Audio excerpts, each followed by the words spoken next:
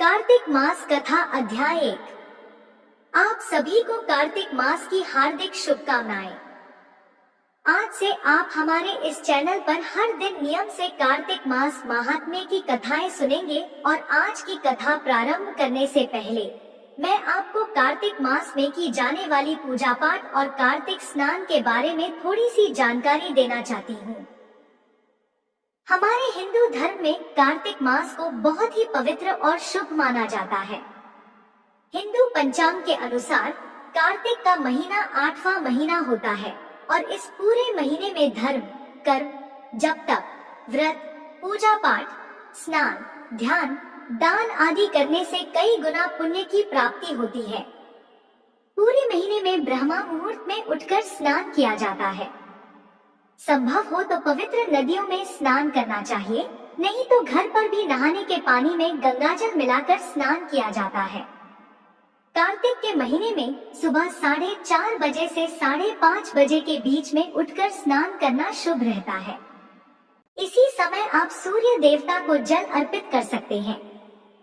पूरे महीने में तुलसी जी की पूजा भी करनी चाहिए। जिस घर में कार्तिक के महीने में तुलसी जी की पूजा होती है, वहाँ कभी अकाल मृत्यु नहीं होती, वहाँ कभी समस्याएं नहीं आती, आर्थिक तंगी नहीं होती और हर प्रकार की सुख समृद्धि का भंडार वहाँ पर पूरे वर्ष भरा रहता है। कार्तिक के पूरे महीने में भगवान विष्णु और भगवान श्री कृष्ण की पूजा की जाती है।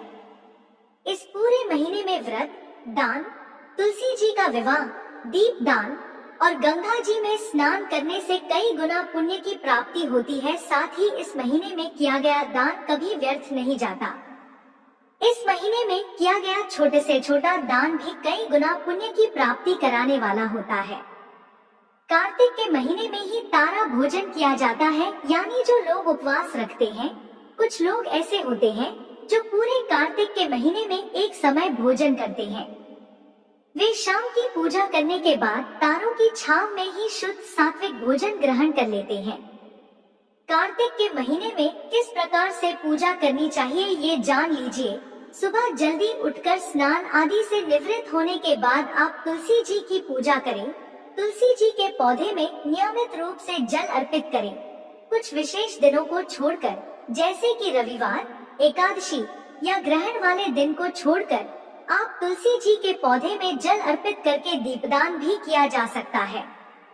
तुलसी जी की परिक्रमा करनी चाहिए। कार्तिक मास महात्म्य का पाठ रोज पढ़ना या सुनना चाहिए। पूजा करते समय भगवान विष्णु की पूजा करें।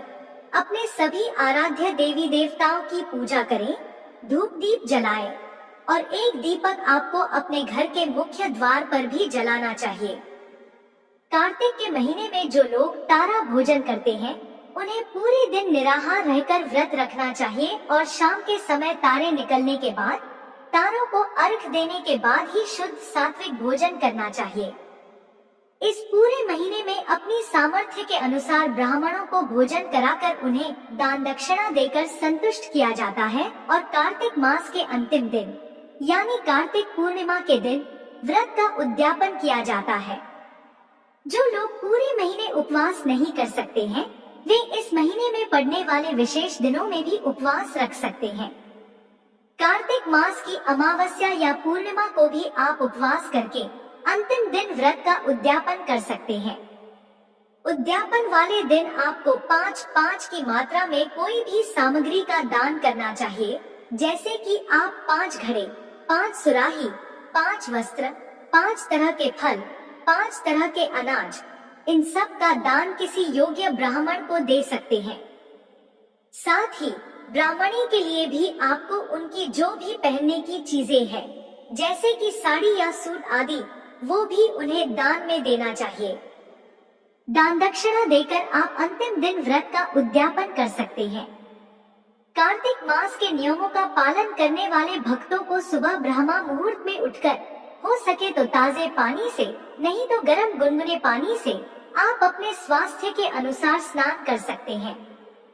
तुलसी जी की पूजा करनी चाहिए।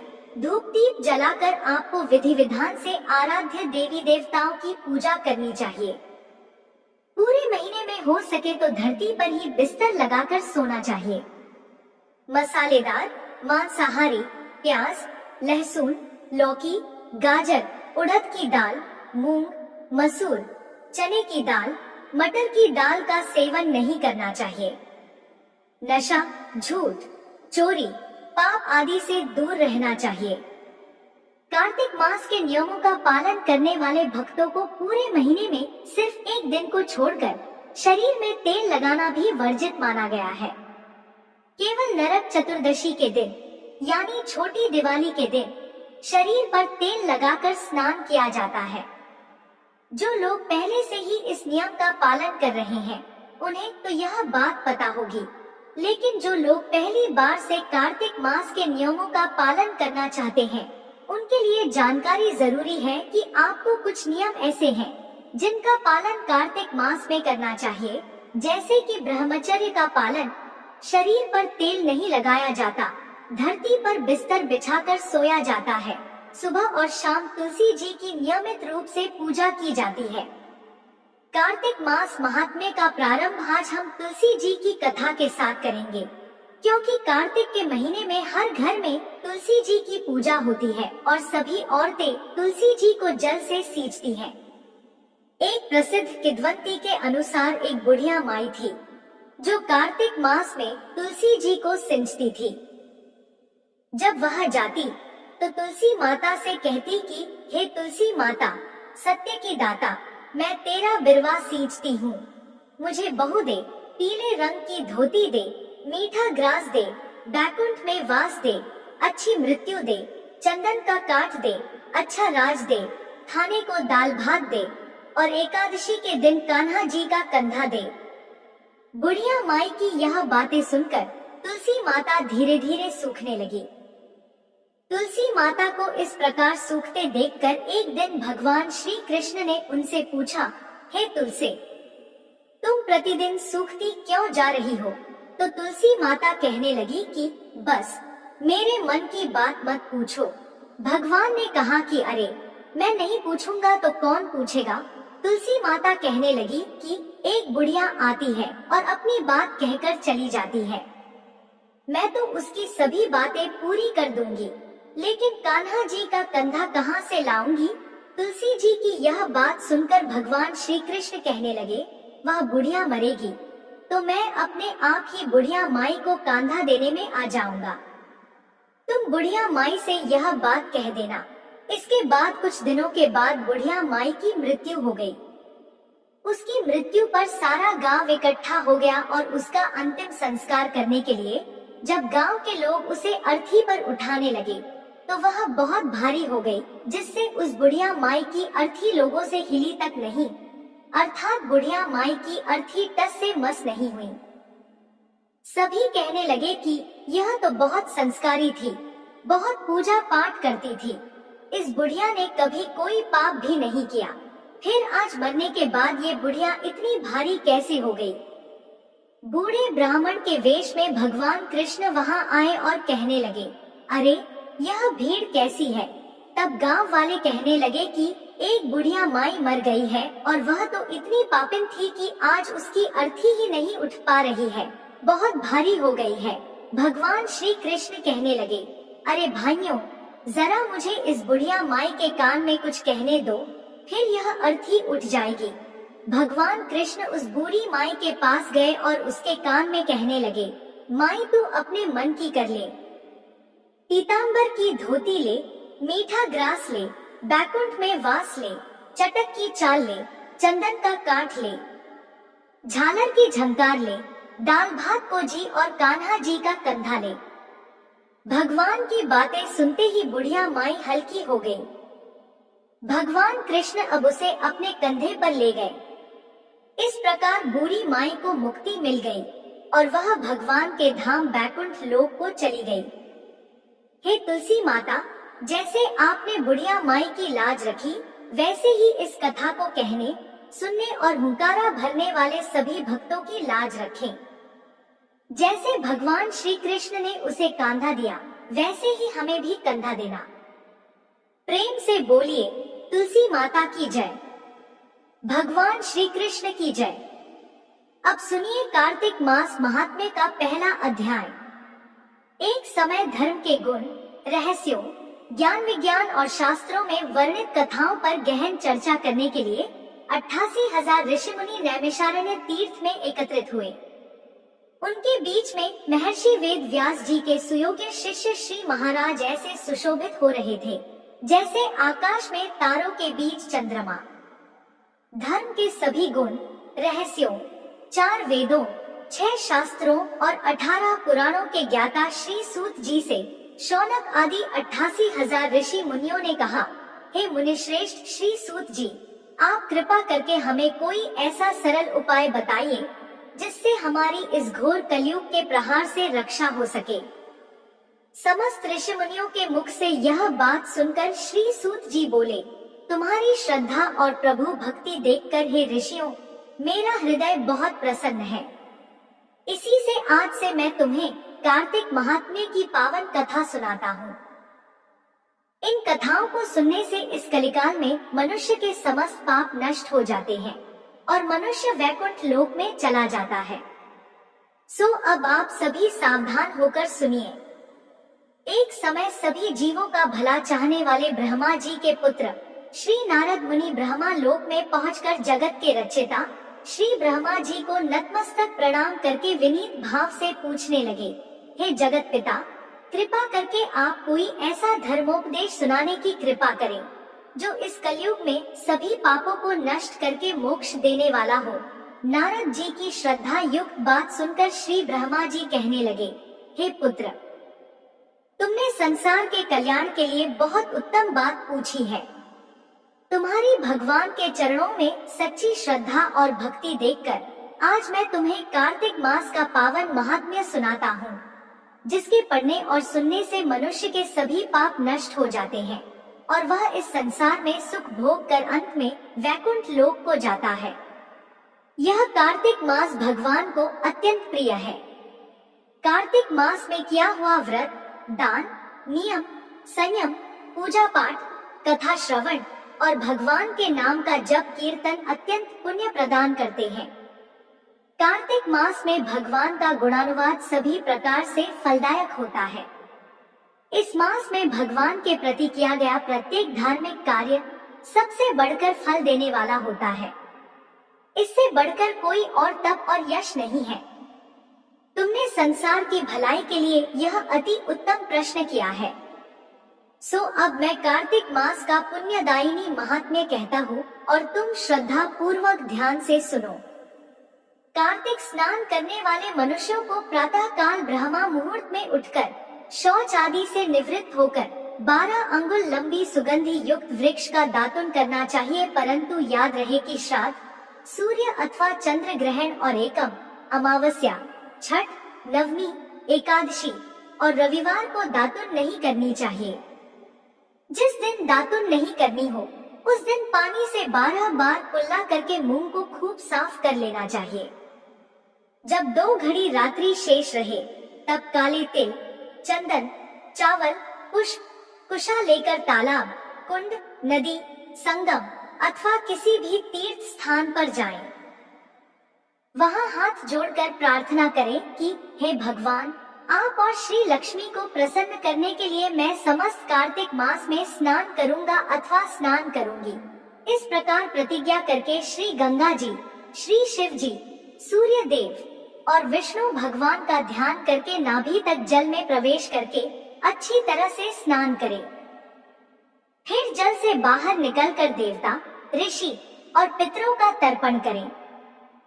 स्नान करके भेड़, बकरी की धूल से बचाना चाहिए और छींक, थूक, कुत्ता, कौआ, ऊंट, उल्लू आदि से भी बचाना चाहिए। अगर भूलवश इनमें से किसी का स्पर्श हो जाए तो फिर से स्नान करना चाहिए। मिथ्यावादी अर्थात झूठ बोलने और नीच प्रकृति वाले मनुष्य से वार्तालाप नहीं करना चाहिए। इसके बाद षोडशोपचार विधि से भगवान का पूजन करना चाहिए। भगवान को जल का अर्घ्य देकर प्रार्थना करनी चाहिए, हे भगवान, आप श्री राधा जी सहित मेरे इस अर्घ्य को ग्रहण कीजिए। इस प्रकार प्रार्थना करके आवाहन, पाद्य अर्घ्य, आचमन, स्नान वस्त्र, चंदन, अक्षत, पुष्प, धूप, दीप, नैवेद्य, तांबूल, पुंगी फल, दक्षिणा, नमस्कार, यह 16 चीज मूर्ति को अर्पित करते हुए तुलसी जी की मंजरी से भगवान की षोडशोपचार विधिवत पूजा अर्चना करनी चाहिए। श्री ब्रह्मा जी बोले, हे पुत्र, जो व्यक्ति तुलसी की मंजरी सहित भगवान शालिग्राम का एक बूंद चरणामृत पान करता है, वह ब्रह्मा हत्या जैसे बड़े बड़े पापों से मुक्त होकर बैकुंठ लोक को प्राप्त करता है, इसमें कोई संदेह नहीं। जो भगवान शालिग्राम की प्रतिमा के आगे अपने पितरों का श्राद्ध करता है, उसके पितरों को तत्काल बैकुंठ की प्राप्ति हो जाती है और वह मोक्ष की प्राप्ति कर लेता है।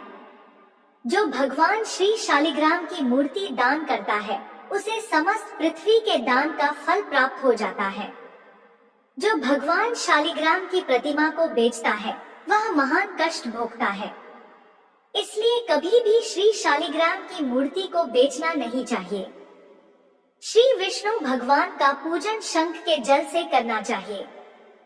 श्री शिव जी का पूजन बेल पत्रों से, सूर्य का तुलसी जी से, गणेश जी का पूजन धतूरे के फूलों से, श्री विष्णु का पूजन कमल के फूलों से और श्री महालक्ष्मी जी का पूजन मालती या फिर चंपा के फूलों से करके प्राणी परम पद को प्राप्त कर लेता है। परंतु जो भगवान को परंपरा से तुलसी से भगवान शालिग्राम की पूजा करता है, उसकी महिमा का वर्णन तो कोई भी नहीं कर सकता। इस प्रकार पूजा करने वाला भक्त जन्म मरण के अपार कष्ट से मुक्त हो जाता है। जिसकी मृत्यु तुलसी माला धारण किए हुए होती है, वह जीव बिना किसी रोक टोक के सीधा वैकुंठ धाम को चला जाता है। जो तुलसी जी की छाया में अपने पितरों का श्राद्ध करता है, उसके पितरों की अक्षय तृप्ति हो जाती है। तुलसी जी का सिंचन अर्थात तुलसी जी में जल डालना गंगा, यमुना और नर्मदा में स्नान के समान होता है।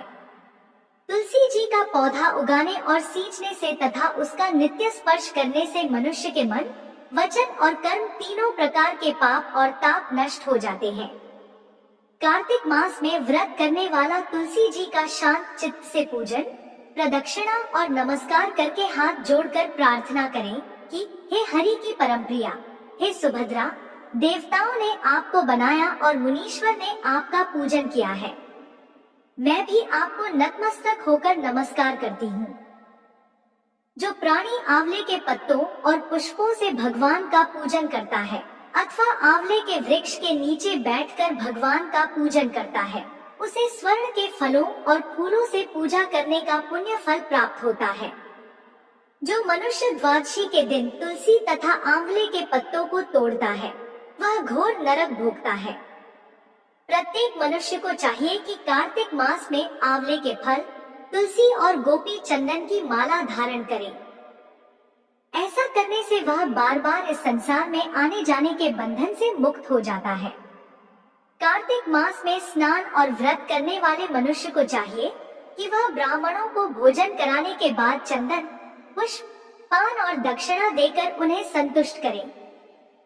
संपूर्ण कार्तिक मास में धरती पर शयन करने, ब्रह्मचर्य का पालन करने, पत्तल में भोजन करने और मौन व्रत से प्राणी परमवीर, धीर, गंभीर और कीर्तिवान हो जाता है। जो मनुष्य एक समय आंवले के वृक्ष के नीचे पूरे कार्तिक मास भोजन करता है, उसके 1 वर्ष के सभी पाप नष्ट हो जाते हैं। व्रत करने वाले भक्तों को शहद, कांजी, दाल, तेल, कच्चा भोजन, दूसरे का अन्न और कोई भी तामसिक अथवा बुरे नाम वाला भोजन नहीं खाना वर्जित है। दूसरों की निंदा भी कार्तिक मास की पूजा करने वाले भक्तों को नहीं करनी चाहिए। अंडे, मांस इत्यादि का सेवन तो क्या ध्यान में भी नहीं लाना चाहिए। मिट्टी में उत्पन्न हुआ नामक मसूर, बासी भोजन, तांबे के पत्र में डाला हुआ दूध इत्यादि, ये सब मांस के समान ही माने जाते हैं, इसलिए इनका भी प्रयोग नहीं करना चाहिए। केवल अपने लिए ही बनाया हुआ भोजन भी मांस के समान होता है, इसलिए किसी दूसरे को भोजन कराने के बाद ही स्वयं भोजन करना चाहिए। लहसुन, प्याज, फूल गोभी, गाजर, जंगली घिया, बैंगन, पेठा और दोबारा पकाया हुआ भोजन व्रती को नहीं खाना चाहिए।